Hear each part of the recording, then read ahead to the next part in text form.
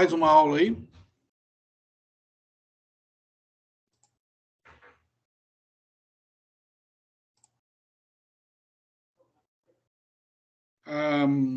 E agora, nós terminamos com as aulas de introdução aos princípios variacionais.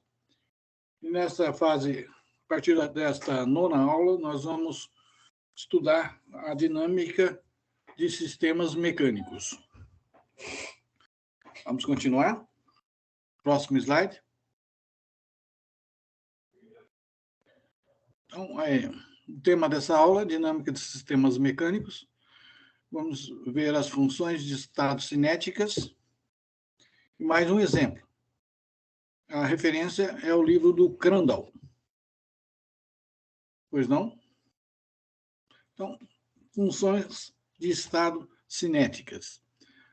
Na aula 5, foram definidas funções de estado cinéticas, T e T estrela, energia cinética e coenergia cinética, para o caso especial de uma partícula que se move ao longo de uma linha reta. O estado cinético de tal partícula é dado em função da quantidade de movimento P ou da velocidade V. A energia cinética T, em função de P, é o trabalho realizado sobre a partícula para aumentar sua quantidade de movimento de 0 até P. A coenergia cinética T estrela, que é uma função de V, é a transformação de Legendre de T de P. Pois não? Para frente.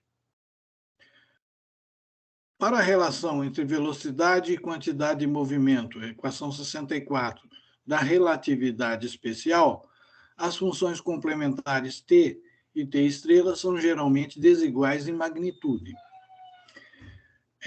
Para a relação newtoniana entre velocidade e quantidade de movimento, a equação 62, as funções complementares são iguais em magnitude, apesar de terem diferentes argumentos.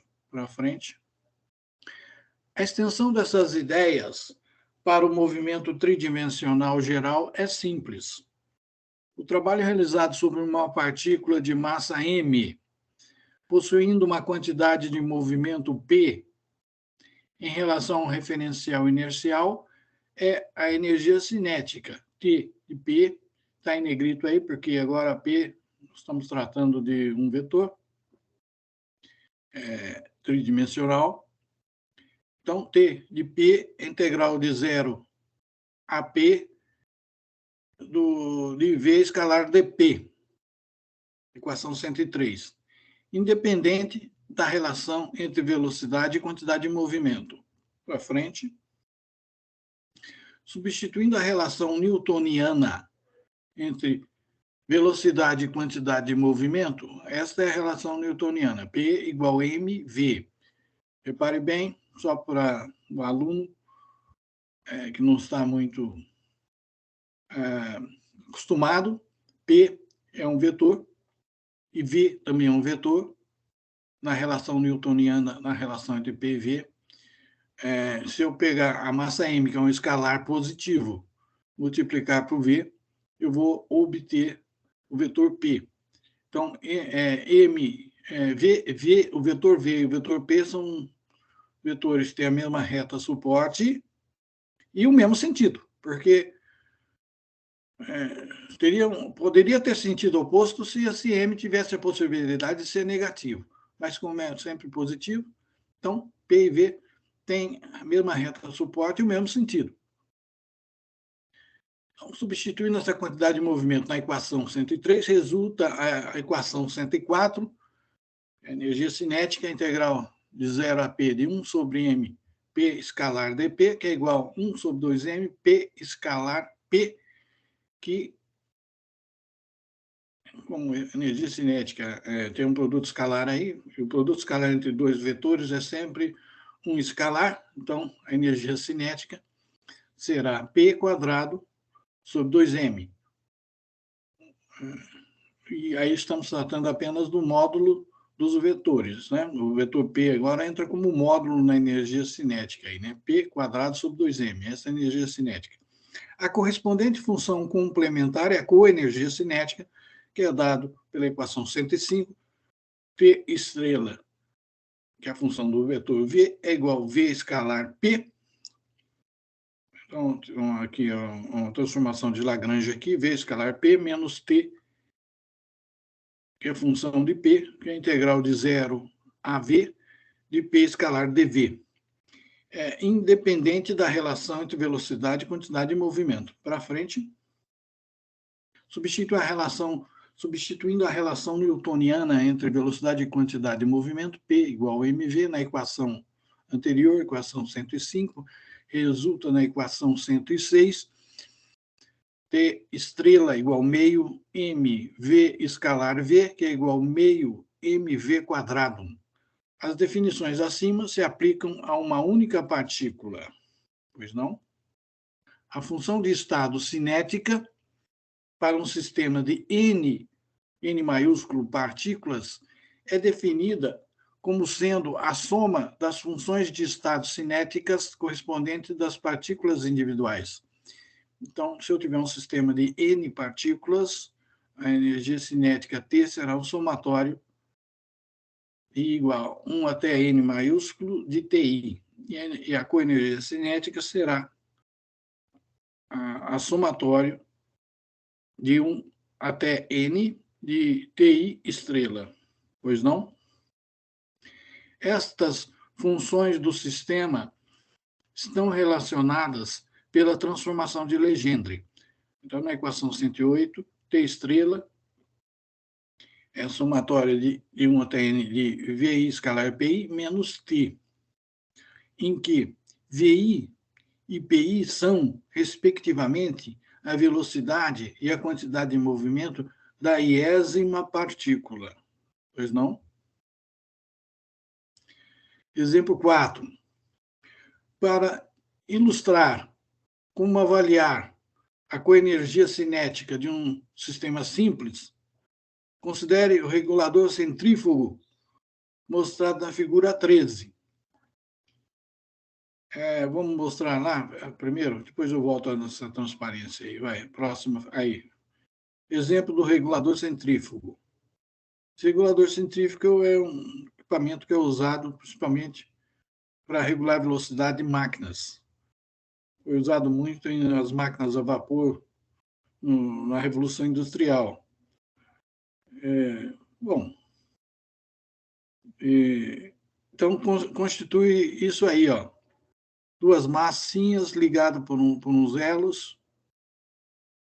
Aí o exemplo aí do regulador centrífugo. Depois o aluno pode voltar nessa transparência aí para ver melhor. Vamos voltar lá no exemplo. Supõe-se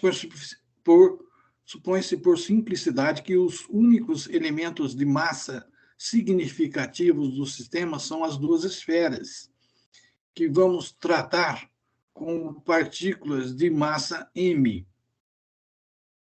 Elos rígidos de massa desprezível restringem o movimento das esferas no plano XZ, mas permite alterações do ângulo θ. O estado cinético do sistema é função das velocidades V1 e V2 das massas. A coenergia cinética do sistema é, de acordo com a equação 106 e 107, T estrela igual meio mv1 quadrado mais meio mv2 quadrado. Para frente, aí a figura. A equação 209 é correta, mas pode ser muito útil se os módulos, mas pode não ser muito útil se os módulos das velocidades V1 e V2 não são expressos em termos de parâmetros geométricos significativos do sistema. No presente sistema, essas velocidades estão relacionadas com a velocidade de rotação ômega do sistema de eixo x, y, z em relação ao referencial inercial x, y, z. e com o ângulo θ da estrutura. Para determinar a velocidade V2 do ponto P da figura 13, primeiramente vamos escrever o vetor posição R2 do ponto P em relação ao ponto O. Examinando a figura, o aluno vai compreender que R2, vetor posição R2, é igual a B mais A cosseno de θ, entre parênteses, que multiplica o versor UX, mais A seno de θ, que multiplica o versor UZ. Para frente. A velocidade V2 é a derivada temporal de R2. Para obter essa derivada, temos que obter as derivadas dos versores, o x e o z. Para isso, vamos resgatar a propriedade da derivada temporal de um vetor fixo A, num referencial que gira com velocidade ômega, com relação ao referencial inercial. Para esse vetor, é válida a relação 111. A derivada do vetor A em relação ao tempo é ômega vetor A. Para frente. Uma vez que o sistema de eixos cartesianos x, y, z tem velocidade angular ômega, o z tem-se que a derivada do versor u de x dt é igual a ômega vezes o produto vetorial de ômega z por ômega x, que é igual a ômega u de y. E a derivada de uz com relação a t é ômega, que multiplica o produto vetorial de uz com o próprio z, que é igual a zero. A derivada de 110 é V2 menos A θ ponto seno de θ o x, mais B mais A cosseno θ ômega vezes o y, mais A θ ponto cosseno de θ na direção UZ. Próxima, transparência. E V2 escalar V2, que é V2 ao quadrado, é igual a ao quadrado θ ponto ao quadrado, mais B mais A cosseno de θ, tudo ao quadrado, vezes ômega ao quadrado. Devido à simetria da estrutura, V1 ao quadrado igual a V2 ao quadrado, então a equação 109 torna-se T estrela igual a M, que multiplica A quadrado θ ponto ao quadrado, mais B mais A cosseno θ elevado ao quadrado, ômega ao quadrado. Para frente. Acabou-se a aula. Tá bom, a gente continua na próxima aula. Tá bom? Obrigado pela assistência aí.